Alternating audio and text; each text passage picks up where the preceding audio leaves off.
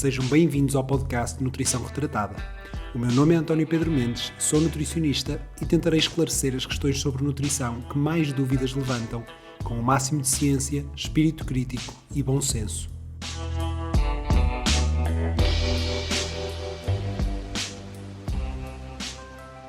No episódio de hoje, vamos abordar 5 ideias soltas sobre nutrição e exercício físico.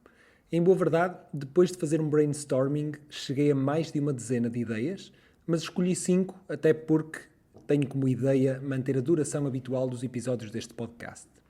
Vamos então enumerar as 5 ideias que depois, posteriormente, vamos desenvolver. Primeiro, o efeito placebo existe no desporto e na nutrição em particular e não podemos negá-lo. Aliás, podemos utilizá-lo a nosso favor. Segundo, o gasto calórico associado ao exercício pode não ser tão alto quanto parece. Terceiro, um praticante recreativo de exercício não se deve comparar com um atleta profissional nem utilizar exatamente as mesmas estratégias. Quarto, na hipertrofia muscular, o estímulo de treino e a genética contam muito mais que a nutrição. Quinto, a refeição pré-treino pode não ser assim tão importante e tão definitiva quanto isso. Vamos começar pelo primeiro ponto, o efeito placebo. De facto, o efeito placebo pode representar uma fatia muito importante do potencial impacto da nutrição na performance desportiva. De forma muito simples, acreditar que determinado alimento, suplemento ou estratégia nutricional trará bons resultados pode levar mesmo a que a performance aumente, ainda que não esteja a tomar uma substância com um efeito fisiológico real, mas sim um placebo. E há dezenas de estudos a mostrá-lo. Tomemos como exemplo um deles, no qual dividiram os ciclistas por 3 momentos de avaliação. Num deles, foi-lhes dito que iriam tomar um placebo. No outro, que iriam tomar uma dose moderada de cafeína. E num terceiro, que iriam tomar uma dose bem alta de cafeína. Mas, na verdade, em todos os momentos lhes foi dado um placebo, nunca chegando verdadeiramente a tomar cafeína. Ora, quando se compararam resultados, os melhores efeitos foram no momento da dose alta de cafeína, seguidos da dose moderada e, em ambos estes momentos, da dose moderada e da dose alta, houve uma melhoria relativamente à situação em que eles achavam estar a tomar um placebo. E como este exemplo, temos várias dezenas de publicações em diferentes contextos. Segundo, a questão do gasto calórico associado ao exercício. É verdade que a utilização de smartwatches e de algumas bandas permite ter uma estimativa do gasto calórico associado ao exercício, mas o grande problema é que a precisão e a exatidão desta estimativa podem ser muito baixas e levar a uma percepção errada daquilo que é o plafond que é ganho com o exercício.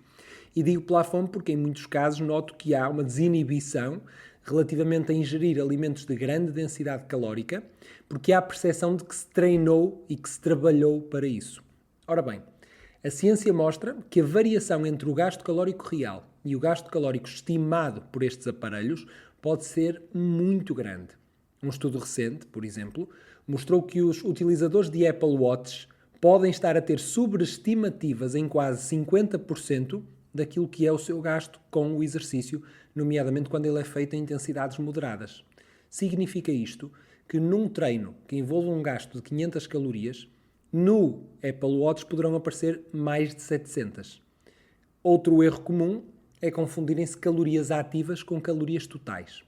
As totais, como o próprio nome indica, são aquelas que são necessárias àqueles minutos ou horas de exercício. As ativas são apenas as que se relacionam com a atividade física feita nessas horas ou minutos de exercício. Ou seja, subtrai-se as que a pessoa gastaria se estivesse parada. Porque a verdade é que ao fazer 1 hora de exercício por dia, não podemos somar ao gasto habitual 1 hora total de gasto calórico. Porque, na verdade, o dia não tem 25 horas, tem 24. Portanto, o que acontece é que nós estamos a trocar 1 hora em que possivelmente estaríamos parados por 1 hora com exercício físico. Ora, as calorias ativas são então o gasto extra por nessa hora se estar a fazer exercício.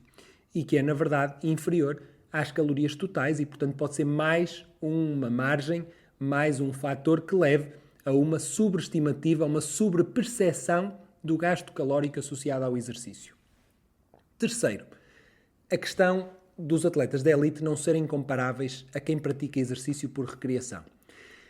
E comecemos logo pelos motivos que levam alguém a praticar exercício, que são muito diferentes em quem o faz por saúde, por bem-estar, por composição corporal, ou quem o faz ao lutar por uma medalha olímpica, por exemplo.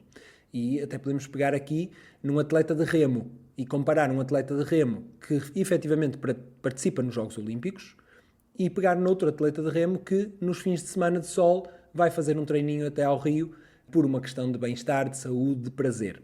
Ora, para além das diferenças fisiológicas entre ambos os atletas, que à partida serão grandes, por exemplo, na capacidade de tamponar o pH das células, ou seja, de lutar contra aquela acidez que se acumula ao longo do exercício, o atleta de elite terá muito maior capacidade de tamponar o seu pH, por exemplo.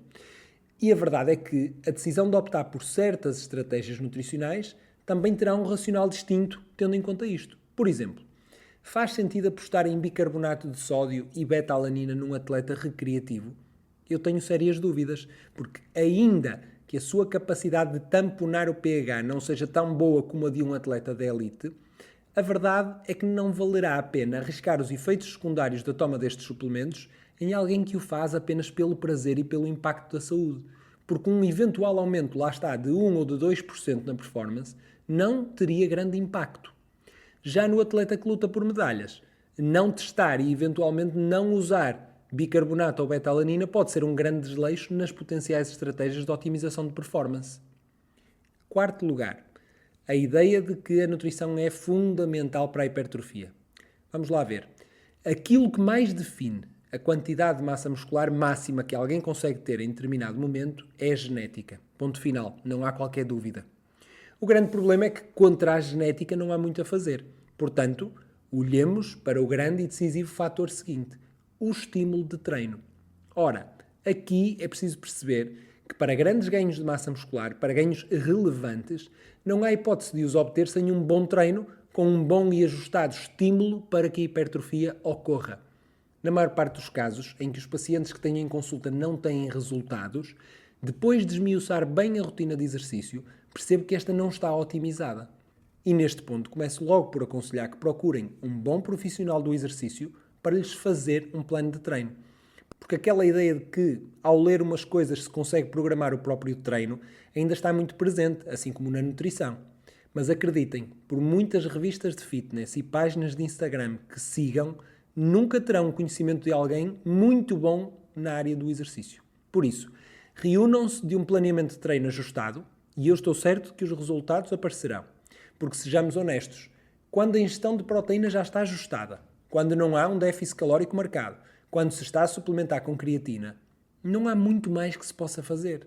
Temos que admitir, a nutrição, no que toca à hipertrofia muscular, tem os seus limites e, portanto, é preciso garantir que todos os outros fatores, tão ou mais importantes, estão devidamente ajustados. Por último, vamos falar na ingestão pré-treino. O que é que se deve comer antes do treino? Será que é assim tão relevante? A verdade é que em grande parte dos casos a resposta poderá ser como ao que lhe apetecer e com aquilo que se sentir mais confortável. E quanto tempo antes? O tempo com que se sentir confortável. Eu sei que estas respostas podem parecer escandalosas para quem não é da área, mas repare-se, para além de obter um bom conforto gastrointestinal, o que é que se procura numa boa refeição pré-treino? Que ela potencie a performance em 1%, que seja? Será que isso vale sequer a pena em treino? Não bastará deixar esses trunfos para as competições? E por outro lado, nem sequer a refeição pré-treino pode sempre aumentar a performance.